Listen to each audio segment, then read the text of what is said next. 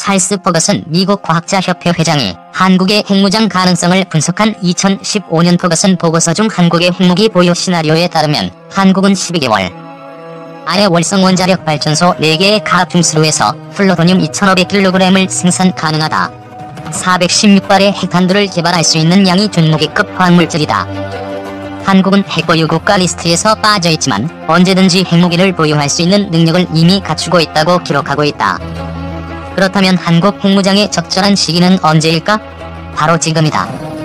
한미군사동맹은 미국의 군사력과 경제력에 기댄 조약으로 한국이 핵무기 개발에 나서지 않는 반대급으로 미국이 핵무기를 유사시 제공하겠다는 약속이다.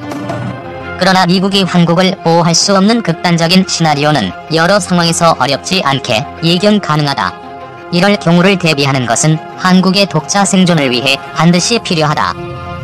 퍼거슨 보고서는 일본과 북한, 중국 등 주변국의 위협이 극대화되면 한국이 핵무기 개발에 착수할 것이라고 기록하고 있다. 중국은 거대 자본과 무역 교류에 더해 핵무기라는 숨긴 패를 지니고 있으며 일본은 거대 경제력, 러시아는 다수의 핵무기 그리고 미국은 무역, 경제, 외교, 군사 등의 비책이 많이 보유하고 있지만 한국은 10위권 안에 높은 경제력에 비해 비장의 수가 없다고 분석했다.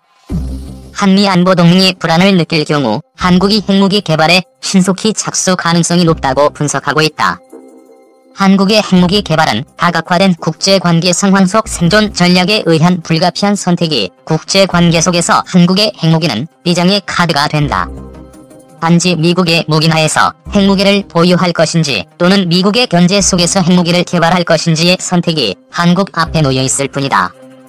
미국은 89년 독일 통일과 91년 소련 붕괴 후 세계 패권 국가로서 무소불위의 권력을 누리며 세계 질서를 유지해 나갔다. 소련 붕괴 이후에 소련 견제를 목적으로 만들었던 유럽 지역 군사동맹인 나토를 확대하면서 미국 주도의 국제 질서를 이끌어갔는데 단극 체제의 패권 국가 미국의 권위가 위협받기 시작한 것은 2001년 9.11 테러로 미국 본토가 극단적 이슬람 세력에 의해 공격을 당하면서부터다. 미국은 테러와의 전쟁을 선포한 후 걸프전쟁, 이라크전 및 몇 개의 전쟁을 치르며 경제적으로 어려움을 겪었고 2008년 금융위기가 미국을 강타하여 국력이 크게 쇠퇴하였다. 패권국 미국의 경제가 내리막길을 달릴 때 소련 견제를 위해 미국의 주도하에 성장한 중국이 국교 개방 이후 연평균 9% 이상 경제 성장률을 보이며 급기야 2010년에는 중국은 미국의 동맹국 일본을 제치고 세계 제2위의 경제 대국으로 성장했다. IMF 보고서에 의하면 2018년 중국의 GDP는 미국 GDP 20조 5천억 달러의 약 3분의 2 수준인 13조 6천억 달러이다. 현재 중국은 경제력과 군사력을 바탕으로 급성장을 거듭하며 세계 패권국인 미국의 위협 세력으로 부상했다. 시대의 흐름에 따라 기존 패권국 미국과 신흥 강대국 중국 간의 알력 다툼은 예견되었으며 전면전의 양상으로 치닫고 있다. 위기의 미중 상황에 대해 현실 국제 정치학자들은 미중의 군사 전면전은 필연적으로 결정되어 있다고 분석하고 있다. 그렇다. 현재의 미중 무역 전쟁은 문자 그대로의 무역 전쟁이 아닌 세계 주도권을 놓고 기존의 패자와 도전하는 신흥 강자 간의 치열한 다툼으로 세계 주요 전쟁사 중에도 이 같은 긴장 관계 속에서 전면전은 자명한 일어날 사실이라 할 수 있다. 미국 하버드대 교수의 재직 중인 저명 국제 정치학자인 그레이엄 앨리스는 미중 주도권 다툼을 17번째의 투키디데스의 함정이라고 부른다. 그는 그의 저서 불가피한 전쟁에서 기원전 5시 당시 스파르타 중심의 그리스 도시국가 연합으로 대제국 페르시아의 침입을 수차례 막아내면서 군사적으로 경제적으로 성장한 아테네가 기존 패권 국가 스파르타와 전쟁을 치르게 된 양국의 긴장 관계를 투키디데스 함정이라 불렀다.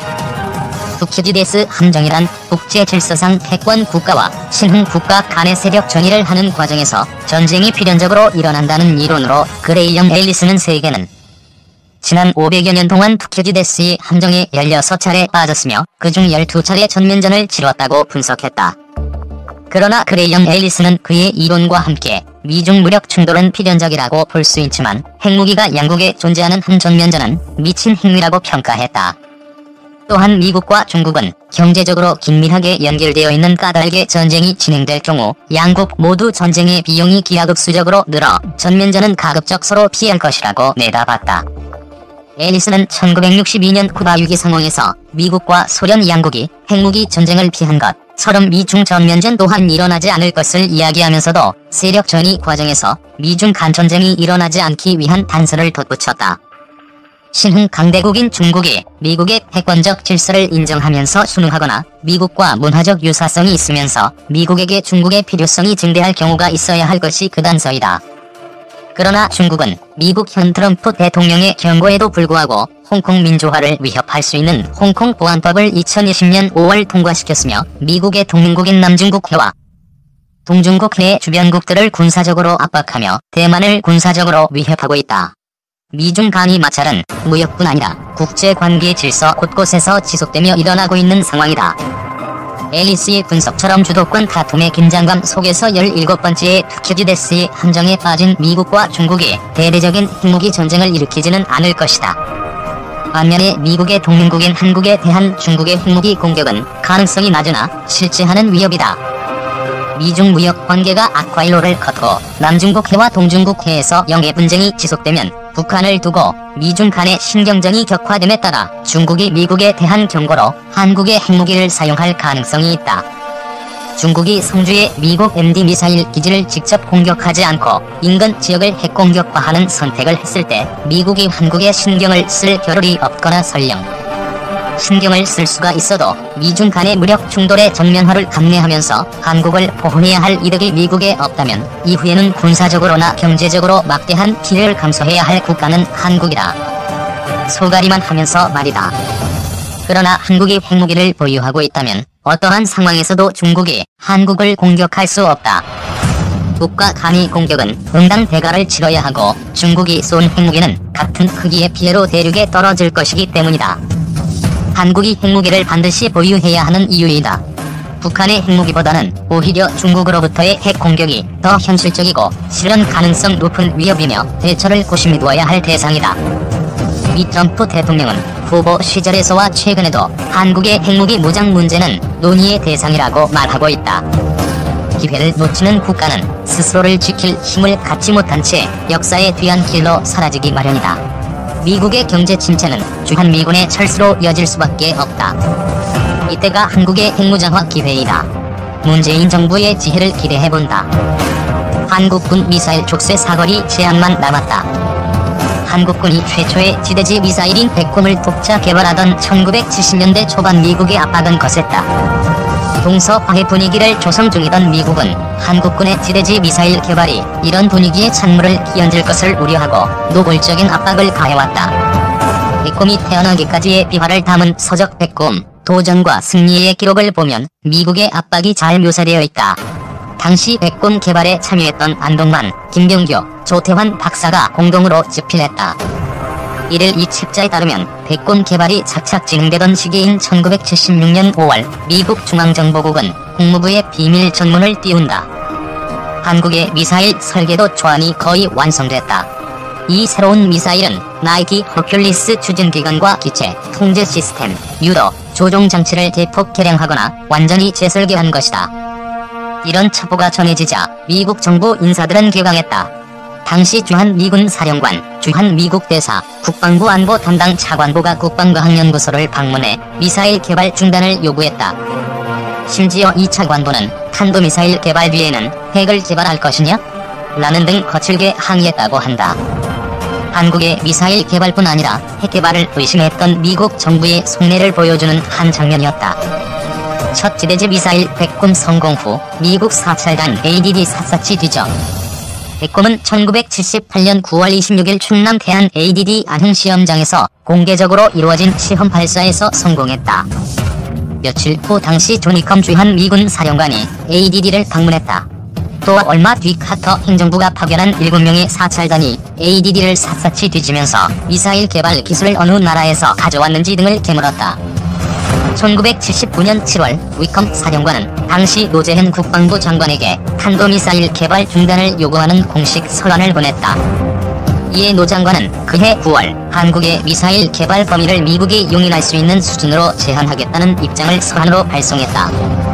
이 서한에는 사거리 180km 이내, 탄도 중량 500kg 이내로 하겠다는 내용이 담겼다. 한국이 미국의 압박에 못 이겨 미사일 개발 지침을 마련해 통보한 것이다. 한미 미사일 지침은 이렇게 탄생했다. 엄밀히 말하자면 한국이 가이드라인을 만들어 통보했기 때문에 한미라는 말을 빼고 미사일 지침으로 부르는 것이 맞는다고 주장하는 사람들이 많다. 미국의 압박에 의한 한국군의 미사일 촉수는 1979년 이후 4차례 개정됐다. 그때마다 제한 사거리가 늘어나기는 했지만 여전히 800km 이내로 묶여있다. 한국의 미사일 주권을 미국이 계속 속박하고 있는 것이다. 이런 미국은 사거리 9,600여 킬로미터의 대륙간 탄도미사일 미니트맨-3 400발과 사거리 1만 3천 킬로미터의 잠수함 발사 탄도미사일 트라이던트-2 D5를 오하이오급 전략핵 잠수함에 가득 싣고 다닌다. 자신들은 해도 되고 남은 해서는 안 된다는 강대국의 내로남불이라는 비판을 받는 것도 이런 이유에서다. 청와대는 지난달 28일 한국의 우주 발사체에 대한 고체 연료 사용 제한을 해제하는 내용의 2020년 미사일 지침 개정을 채택한다고 발표했다. 이에 따라 주력이 100만 파운드 초가 넘는 고체 연료 로켓 개발이 가능해졌다. 그간 발사체의 고체 연료 주력이 미사일 지침에 따라 100만 파운드 초에 묶여있다 보니 관련 연구도 2013년 발사된 우리나라 저우주 발사체 나로호의 2단 킹모드에서 한 발짝도 나가지 못하고 있다. 당시 나로호 2단부는 추력이 100만 파운드 초에 맞춰 개발됐다. 선진국 고체 연료 로켓의 10분의 1 수준이다. 발사체를 우주로 보내기 위해서는 5천만 또는 6천만 파운드 초가 필요하다. 이번 개정은 작년 10월 국가안보실이 백악관 국가안보회의와 접촉해 고체 연료 문제를 해결하라는 문재인 대통령의 지시에 따라 지난 9개월간 집중 협의 끝에 이루어졌다. 일본은 2013년 2단 고체 연료 로켓 엑실론을 쏘아 올린 바 있다. 한반도 주변국은 로켓의 고체 연료 사용을 제한받지 않고 있다. 사거리 800km 이내 족쇄 풀려야 미사일 주권 회복. 이제 사거리 800km 이내 족쇄만 풀리면 한국군의 미사일 주권은 온전히 회복된다. 이와 관련 김현종 청와대 국가안보실 2차장은 지난달 28일 브리핑에서 800km 사거리 제한을 푸는 문제는 결국 머지않아 때가 되면 해결될 것이라고 밝혔다. 그러면서 안보상 필요하다면 이 제한을 해제하는 문제를 언제든 미국 측과 협의할 수 있다고 덧붙였다. 1998년 북한이 인공위성 발사용이라고 주장한 장거리 로켓을 처음 발사한 데 이어 2012년 4월 장거리 로켓을 또 발사한 것 등이 계기로 작용해 미사일 지침이 1차, 2차 개정된 바 있다. 2017년에 이루어진 3차 개정은 북한의 핵미사일 도발이 잇따르자 대응 조치가 필요하다는 여론이 작용했다. 앞으로 북한이 어떤 군사적 행동을 하느냐에 따라 마지막 족쇄인 사거리 제한을 푸는 협의가 진행될 가능성이 있다.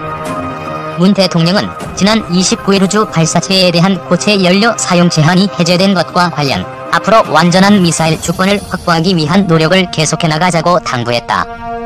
ADD는 2017년 8월 사거리 800km 탄도미사일의 실전 배치를 위한 마지막 비행시험 영상을 공개했고 이 미사일은 실전 배치됐다. 800km 탄도미사일은 제주도에서 발사하면 신의주에 도달할 수 있고 북한의 가장 먼 동쪽 두만강까지는 포항 남쪽에서 쏴도 타격권에 들어간다.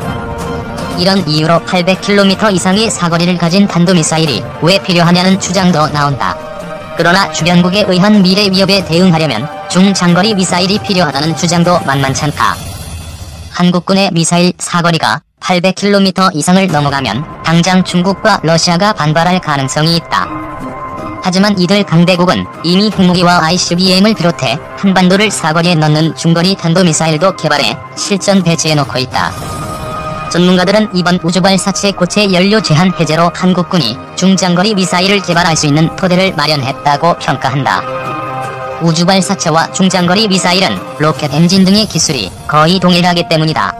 고체 로켓 우주발사체 기술을 언제든 중장거리 미사일 개발에 이용할 수 있다.